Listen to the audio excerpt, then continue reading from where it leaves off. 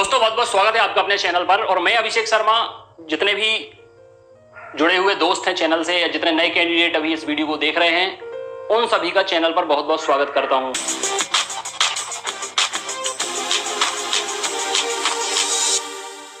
जो MP police constable का exam हो चुका है उसकी एक्सपेक्टेड कट ऑफ क्या रह सकती है वो बता रहा हूँ। आपने अलग अलग चैनल पर अलग अलग तरह के कट ऑफ देखे होंगे, लेकिन ये जो चैनल है इस पर आपको थोड़ी सा टाइम लगा है कट ऑफ देने में, लेकिन पूरा एनालिसिस करने के बाद ही ये कट ऑफ आपको बताया जा रहा है। और संभावित कट ऑफ यही एक्सपेक्टेड जो अनुमानित कट ऑफ है वो अभी आपके सामने है इस वीडियो में। और ज़्यादा अंतर आपको देखने नहीं मिलेगा। एग्जैक्ट कट ऑफ तो किसी का नहीं आएगा, जितने भी यूट्यूब चैनल ने बताया होगा आपको कट ऑफ एग्जैक्ट नहीं आएगा। थोड़ी बहुत अंतर आपका ज़रूर आपको देखने मिलेगा, माइनर डिफरेंस हो सकता है इस कट ऑफ में, लेकिन ज़्यादा अंतर आपको देखने नहीं मिला है नहीं मिलेगा क्योंकि इसमें जितना भी डेटा आपको दिखाया जा रहा है ये कलेक्टेड डेटा के बाद एनालिसिस करके कट ऑफ आपको बताया जा रहा है। ठीक है। और सबसे बड़ी बात यह है कि पुराने जितने भी कट ऑफ बताए गए हैं उनमें कुछ कट ऑफ ऐसे हैं जो एग्जैक्ट निकले हैं और कुछ ऐसे कट ऑफ रहे हैं जो अप्रॉक्सीमेटली नज़दीक रहे हैं, मतलब सटीक रहे हैं।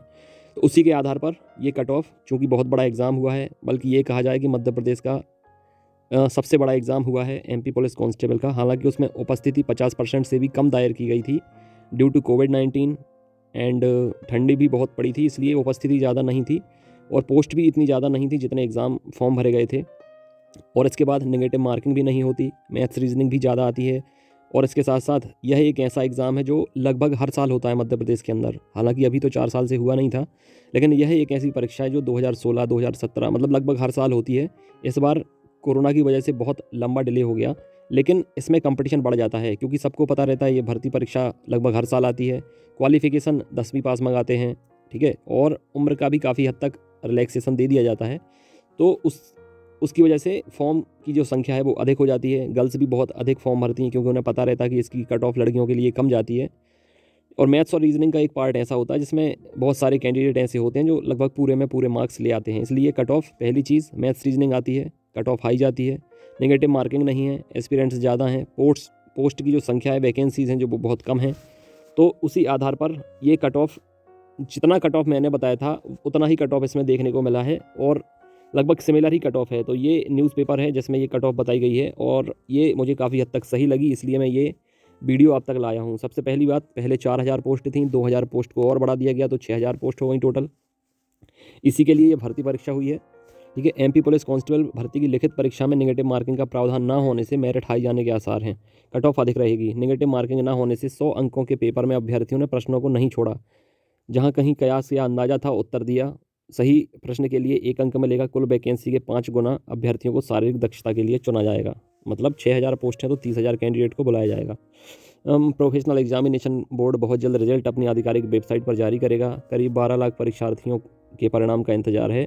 एमपी परीक्षा में 6000 कांस्टेबल के पद पर भर्ती के लिए ऑनलाइन परीक्षा जो कंप्यूटर बेस्ड हुई थी 17 फरवरी को ही संपन्न हुई थी। रिजल्ट के साथ साथ फाइनल आंसर की भी जारी होगी, इसी के आधार पर रिजल्ट जारी होगा। जाने क्या रह सकती है कट ऑफ। देखिए, कुछ विशेषज्ञों का कहना है कि एमपी पुलिस कांस्टेबल भर्ती परीक्षा में जनरल कैटेगरी के पुरुष अभ्यर्थियों के लिए कट ऑफ 81 तक जा सकती है, 81 मार्क्स तक जा सकती है। नेगेटिव मार्किंग ना होने की वजह से कट ऑफ ऊंची रहने की संभावना है। वहीं जनरल कैटेगरी की महिला अभ्यर्थियों के लिए कट ऑफ 72 रह सकती है। तो देखिए, मैंने बता ही दिया कि जो है फीमेल हैं बहुत अधिक संख्या में फॉर्म भरती हैं, उन्हें पता होता है कट ऑफ कम आता है इसका।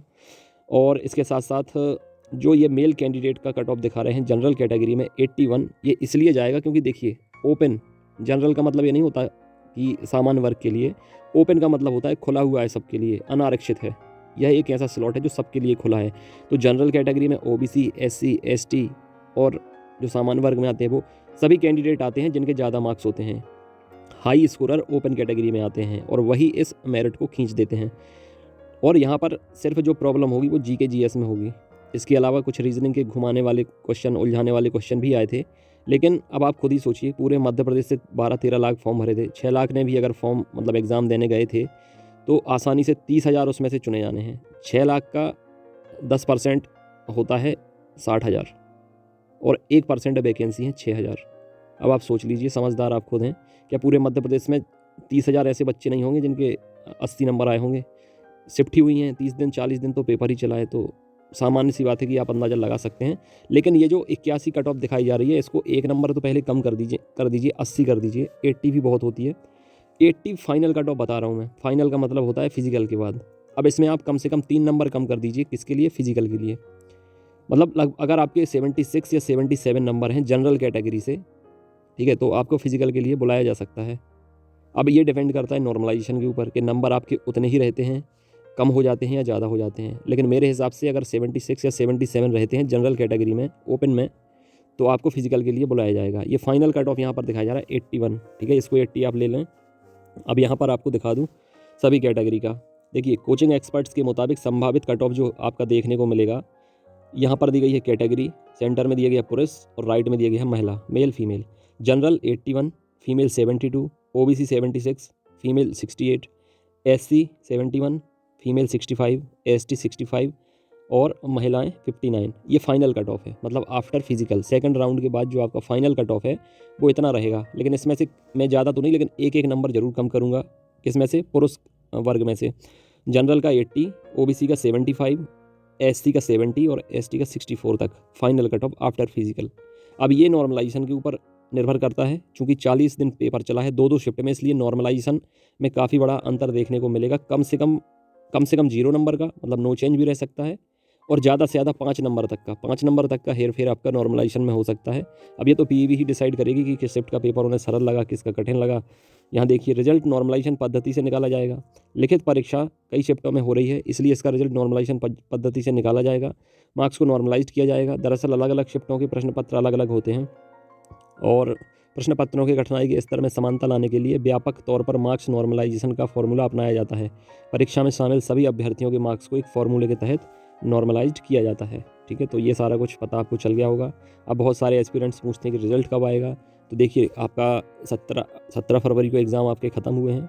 अब एमपी-टेट वर्ग 3 के एग्ज़ाम शुरू हो रहे हैं। एमपी-टेट वर्ग 3 के एग्ज़ाम चल रहा है 26 मार्च तक।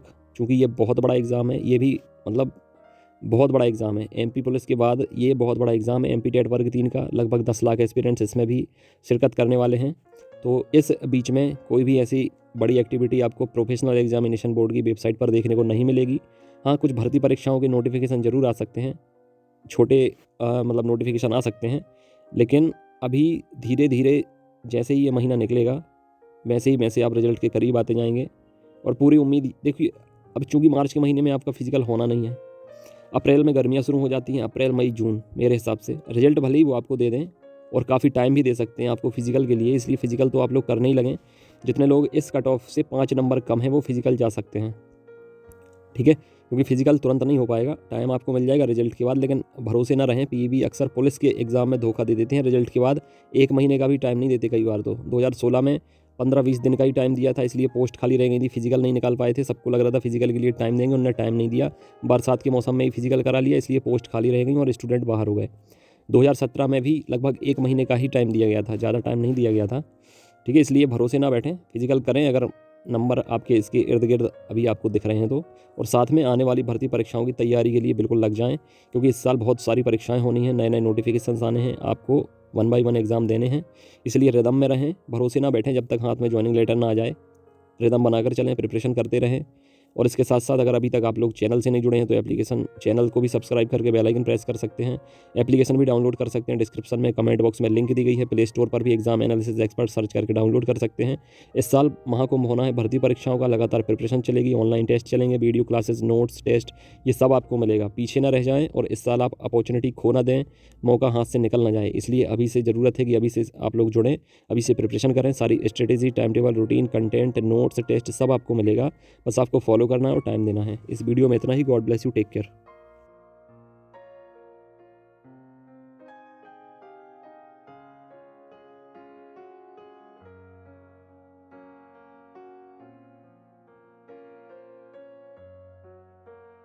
तो अगर आप तक आपने टेस्ट सीरीज़ नहीं लगाई है तो टेस्ट सीरीज़ तुरंत ज्वाइन करें। आसानी से आप टेस्ट लगा सकते हैं ज़्यादा से ज़्यादा, और टेस्ट से ही प्रैक्टिस करें, देखें कि कैसे प्रश्न आते हैं, ताकि बाद में पछताने का मौका आप खुद को ना दें। और मैं बताता भी हूँ एग्जाम के बाद कि देखिए इससे ये क्वेश्चन आए थे, इस टेस्ट से ये क्वेश्चन आए थे, दिखाता भी हूँ, बताता भी हूँ सारा कुछ। तो अब आपके पास एक मौका है, एक शॉर्टकट, एक स्मार्ट वर्क करने का इतने कम टाइम में। तो तुरंत जुड़ें और तुरंत आप टेस्ट लगाना शुरू करें। God bless you, take care.